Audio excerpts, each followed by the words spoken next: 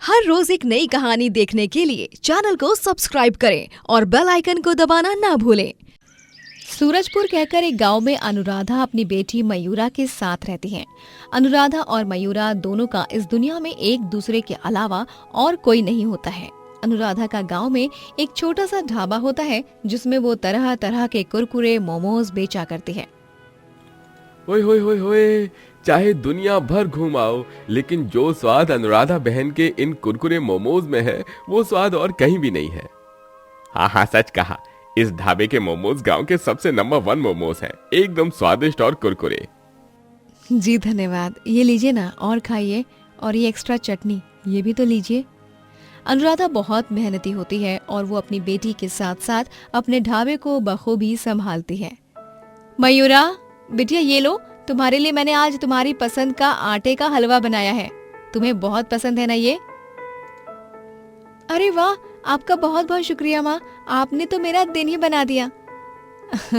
खाओ बेटी, पेट भर कर खाना। दिन भर स्कूल में इतनी पढ़ाई करके थक जाती है मेरी बेटी। ये ले।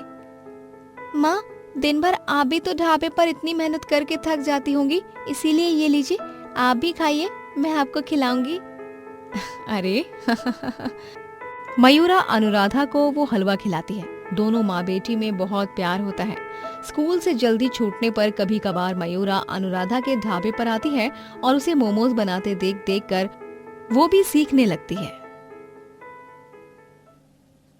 ये देखो माँ, मैंने भी बनाए मोमोज, चक्कर देखो तो। एक मिनट, चटनी के सिवा कैसे खाओगे आप मोमोज? अरे वाह मयूरा बिटिया, तुमने तो मुझसे भी बेहतरीन मोमोज बनाए हैं। वाह, मजा ही आ गया इन मोमोज को खाकर। सच में माँ? हाँ बेटी, मैं झूठी तारीफ कभी नहीं करती हूँ, ना ही तुम्हारा दिल रखने के लिए मैं ये सब कह रही हूँ। तुमने वाकई में बहुत लाजवाब मोमोज बनाए हैं। क्या बात है, देखो माँ, मुझे ना आपसे भी अच्छे मोमोज बनाने आते हैं। हाँ मयूरा।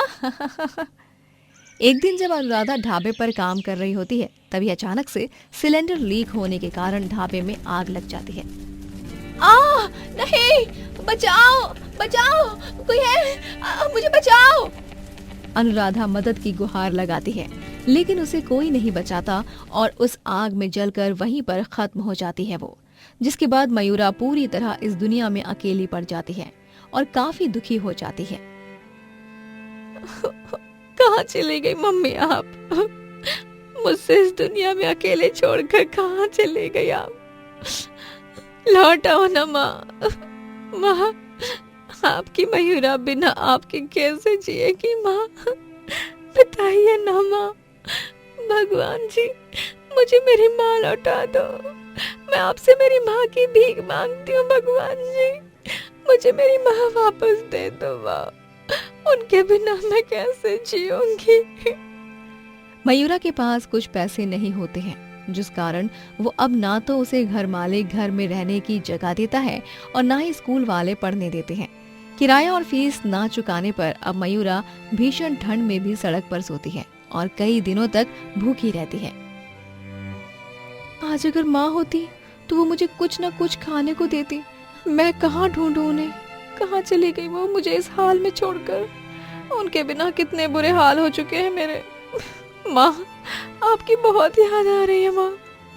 नदी में बहते हुए श्राद्ध के फल और मंदिर के बाहर मिल रहे थोड़े बहुत प्रसाद से ही मयूरा अब अपना पेट भरने लगती है। वो अपने लिए अब एक काम ढूंढने निकल पड़ती है, लेकिन कई दिनों तक काम ढूंढने पर भी उसे कोई काम नहीं मिलता। कहीं भी कोई काम नहीं मिला मुझे, अब मैं क्या करूंगी? मुझे काम की सख्त जरूरत है, मैं यूं हार नहीं मान सकती। माँ चाहती थी कि मैं अपने जीवन में आगे चलकर सफल हो जाऊं और खूब नाम कमाऊं। मैं उनका ही सपना तो पूरा करके ही रहूंगी और जी जान लगाकर कड़ी से कड़ी मेहनत करूंगी, फिर चाहे कुछ भी हो जाए। मयूरा अब फूलों को तोड़कर गांव में जगह जगह जाकर फूल बेचने लगती है। वो उन फूलों का गुलदस्ता भी बनाती है और उसे भी बेचती है। फूल ले लो फूल, ताजे ताजे खुशबूदार फूल, फूल ले लो फूल, तरह तरह के सुंदर और रंग बिरंगे फूल।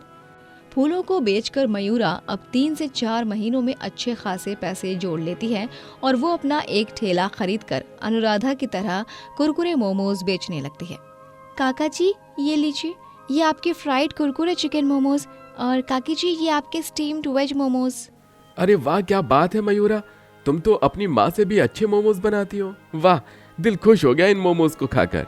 बिल्कुल सही कहा तुमने, ये मोमोज तो अनुराधा बहन से भी अच्छे और कमाल के हैं। मैं तो एक और प्लेट खाऊंगी। क्यों नहीं काकी जी, ये लीजिए ना, मैं एक और प्लेट लगा देती हूँ। मयूरा के मोमोज अब पूरे गांव में उसकी माँ के मोमोज ढाबे की तरह ही प्रसिद्ध हो जाते हैं और ये देखकर उस गली का दूसरा मोमो वाला रंजू बहुत गुस्सा होता है और वो मयूरा से जलने लगता है। इस मयूरा की तो ऐसी की तैसी, इसके कारण ही मेरे ढाबे पर कोई मोमोज खाने नहीं आ रहा है। इसे तो मैं अब सबक सिखा कर ही रहूंगा, रातों रात इसे यहाँ से भगा दूंगा। क्रूर रंजू मयूरा के ठेले को रात में तोड़कर चला जाता है। सुबह सुबह अपने ठेले के टुकड़े टुकड़े देखकर मयूरा बहुत उदास हो जाती है। ये क्या हो गया मेरे ठेले को? किसी चोर उचक्के ने ये सब किया है, मैं जानती हूँ, लेकिन मैं हिम्मत नहीं हारूंगी। माँ हमेशा कहती है, चाहे जीवन में कितनी भी मुसीबत क्यों ना हो, हमें हार बिल्कुल नहीं माननी चाहिए और हर मुसीबत का डटकर सामना करना चाहिए। मैं नया ठेला लाऊंगी अब। मयूरा अब नया ठेला लगाती है और उसकी इसी हिम्मत और साहस को देखकर रंजू का गुस्सा और ज्यादा बढ़ जाता है। ये क्या, रस्सी जल गई लेकिन फिर भी बल नहीं गया। ये खुद को अपनी माँ की तरह ही होशियार समझती है। ठीक है, इसका भी वही हश्र होगा अब। उस रात मयूरा अपने ठेले के पास के पेड़ के पीछे छुप जाती है। मैंने पुलिस काका को फोन कर दिया है। मुझे पूरा यकीन है आज मेरे नए ठेले को तोड़ने के लिए वो नालायक चोर उचक्का, ये सनकी आदमी जरूर आएगा। तभी रंजू वहाँ आता है। मैंने ही अनुराधा के ढाबे के सिलेंडर को लीक किया था ताकि वो फट जाए और उस विस्फोट में अनुराधा जल जाए और उसका ढाबा भी नष्ट हो जाए। लेकिन अब उसकी बेटी मेरे रास्ते के कांटा बन रही है, तो उसके साथ भी वही होगा जो उसकी माँ के साथ हुआ। मैं अब इस ठेले में रखे सिलेंडर को भी लीक करूंगा ताकि कल सुबह तक वो छुटंकी मयूरा है ना, वो गैस जलाए तो सिलेंडर फट जाए और उस विस्फोट में वो जलकर मर जाए। क्या? इसका मतलब इसी ने मेरी माँ को मारा था? ये मेरी माँ का कातिल है। रंजू कुछ करता उससे पहले ही वहां पर पुलिस आ जाती है और उसे गिरफ्तार करके ले जाती है, जिसके बाद उसे उम्र भर की कैद की सजा मिलती है और इसी के साथ अनुराधा को इंसाफ मिलता है और मयूरा अपने मोमोज ठेले से पैसे कमाकर गांव में अपनी माँ की तरह ही एक बड़ा सा ढाबा खोलती है और खूब तरक्की करती है।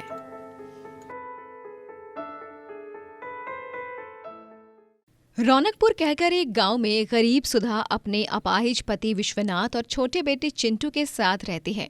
वो एक अमीर घराने में काम करने जाती है। उस अमीर आदमी का नाम राजेंद्र होता है। राजेंद्र अपनी बीवी मीनाक्षी और छोटे बेटे कृष के साथ रहता है। उनका खाद का व्यापार होता है। ओ सुधा रानी, यहाँ आराम फरमाने आती हो या काम करने? आंगन में ही धूप सेकती रहोगी तो हो गए सारे काम जल्दी से। नहीं नहीं मेम साहब, मैं तो बस पौधों को पानी डाल रही थी। वो माली आज छुट्टी पर है ना। हाँ हाँ जानती हूँ, लेकिन सारे काम जल्दी जल्दी करो। बहुत धीरे धीरे काम करती हो तुम। ऐसा ही रहा तो मैं तुम्हारी तनख्वाह में से पैसे ही काट दूंगी, समझी तू? नहीं नहीं मेम साहब, मैं सारे काम करूंगी ठीक से, आप चिंता मत कीजिए। बस वो पिछले हफ्ते से तबीयत थोड़ी ठीक नहीं है, इसीलिए मैं धीरे धीरे काम कर रही हूँ। हाँ हाँ, वो सब मुझे नहीं पता। मैं तुम्हारे बहाने सुनने के लिए नहीं बैठी हूँ यहाँ पर। हाँ, आधे घंटे बाद मेरे कमरे में मेरा खाना भिजवा देना। जी जी ठीक है मेम साहब। मीनाक्षी और राजेंद्र घर के गरीब नौकरों के साथ बड़ी सख्ती से पेश आते रहते हैं। ऐसे ही कुछ दिनों बाद जब गणेश उत्सव का पावन पर्व आने वाला होता है तभी जी इस बार तो हम पूरे घर को एकदम आलीशान तरह से सजाएंगे। देखने वाला देखते ही रह जाएगा और मूर्ति भी एकदम सुंदर और महंगी लाएंगे। हाँ हाँ मीनाक्षी, मेहमानों को लगना भी तो चाहिए कि हम कितने अमीर हैं। तुम चिंता मत करो, मैं खर्चे में कोई कमी नहीं करूंगा।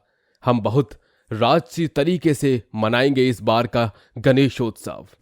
तभी वहां सफाई कर रही सुधा राजेंद्र और मीनाक्षी से कहती है, साहब, मेम साहब, मुझे भी अपने घर पर गणेश जी की स्थापना करनी है। मुझे थोड़े पैसों की ज़रूरत थी। क्या आप मुझे कुछ पैसे दे सकते हो? उन्हें आप तनख्वाह में काट लेना। चिंटू बहुत जिद करेगा और मेरा भी मन है बहुत गणेश जी को घर पर लाने का। नहीं, हम तुम्हें तनख्वाह की तारीख से पहले 1 रुपए नहीं देंगे। हाँ, जाओ जाकर काम करो, कुछ नहीं मिलने वाला तुम्हें। साहब, मेम साहब, ऐसा मत कहिए। गणेश उत्सव है, जैसे आप अपने घर में गणेश जी की स्थापना करोगे, ठीक उसी तरह मुझे भी करनी है। बस पैसे हाथ में नहीं है इस बार थोड़ा। तो अब हम क्या करें? हमें कुछ नहीं पता, हम तुम्हारी कोई मदद नहीं कर सकते। लेकिन मेम साहब। लेकिन वेकिन कुछ नहीं, अब ज्यादा दिमाग मत खाओ मेरा और निकलो यहाँ से, चलो यहाँ से।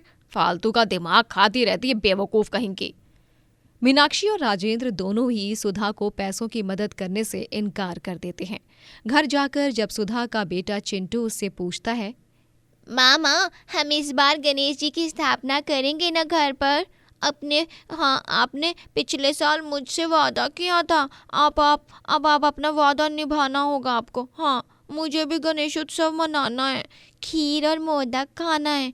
हम एकदम धूमधाम से मनाएंगे गणेश उत्सव। हाँ, मुझे माफ़ कर देना बेटा, हम इस बार गणेश उत्सव इतनी धूमधाम से नहीं मना पाएंगे जैसे तू चाहता है। ये सुनकर चिंटू बहुत निराश हो जाता है। अगले दिन जब सुधा राजेंद्र और मीनाक्षी के बंगले की छत पर सफाई कर रही होती है, तभी वो देखती है कि उनका बेटा क्रिश छत पर खेलते खेलते गिरने वाला होता है। क्रिश! क्रिश!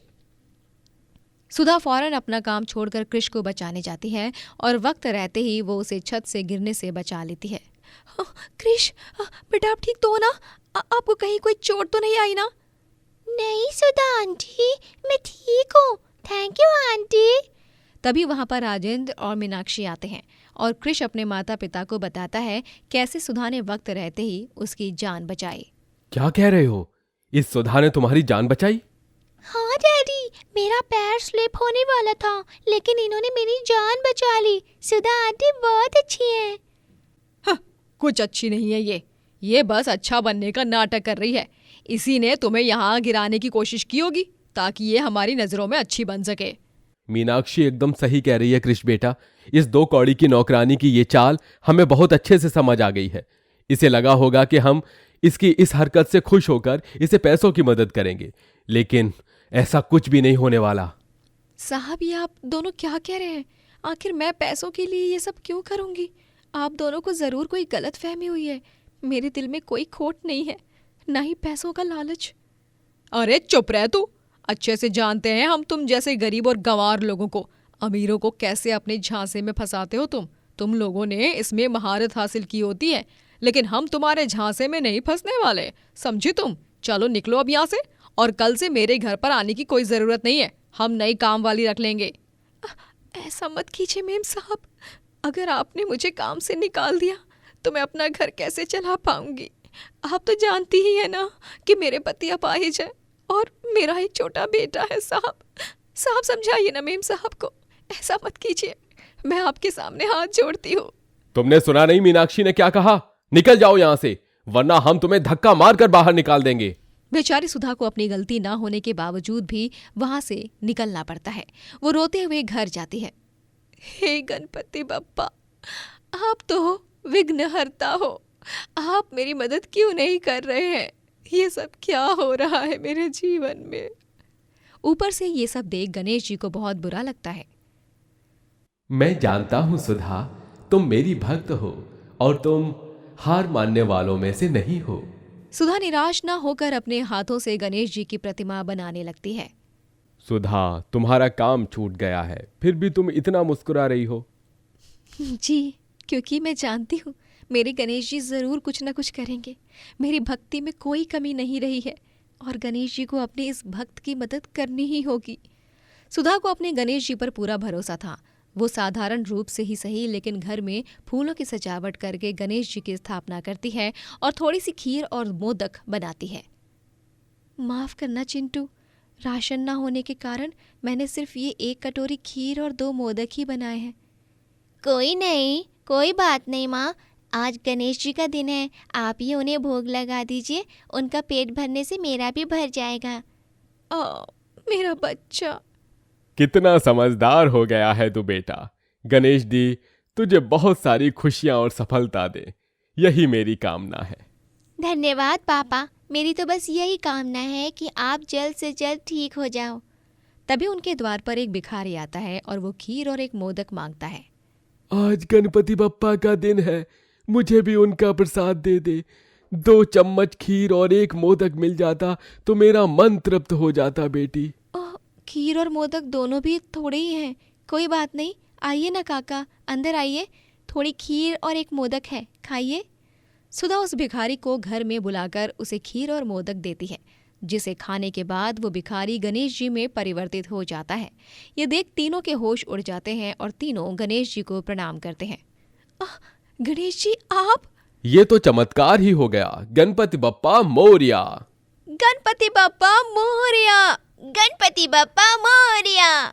मेरी भक्त पीड़ा में होकर भी उसने मेरी स्थापना की, मुझे खीर और मोदक का भोग चढ़ाया। सच में मैं तुम्हारी भक्ति से बहुत प्रसन्न हुआ हूं सुधा। धन्यवाद गणेश जी। ये लो, ये तुम्हारे लिए। गणेश जी के इतना कहने से अचानक सुधा का कच्चा मकान एक आलीशान महल में बदल जाता है और साथ ही विश्वनाथ भी ठीक हो जाता है। ये परिवर्तन देख सभी चकित हो जाते हैं। धन्यवाद गणेश जी, आपका बहुत बहुत धन्यवाद। धन्यवाद गणेश जी, आपका बहुत बहुत धन्यवाद। धन्यवाद गणेश जी, आपका बहुत बहुत धन्यवाद। अब तुम्हें किसी भी चीज की परेशानी नहीं होगी। अब मैं चलता हूँ। इतना कहकर गणेश जी वहां से अदृश्य हो जाते हैं और जहां एक तरफ गरीब सुधा और उसका परिवार अमीर हो जाता है, वहीं राजेंद्र और मीनाक्षी का बिजनेस ठप पड़ जाता है और वो गरीब हो जाते हैं। गणेश जी अपने भक्त के साथ इंसाफ करके बुरे लोगों को सजा दे देते हैं और फिर सुधा और उसका परिवार खुशी खुशी रहने लगता है। दोस्तों, अगर आपको ये कहानी पसंद आई तो लाइक करें, शेयर करें और कमेंट करके बताएं कि कहानी में आपको सबसे अच्छा क्या लगा।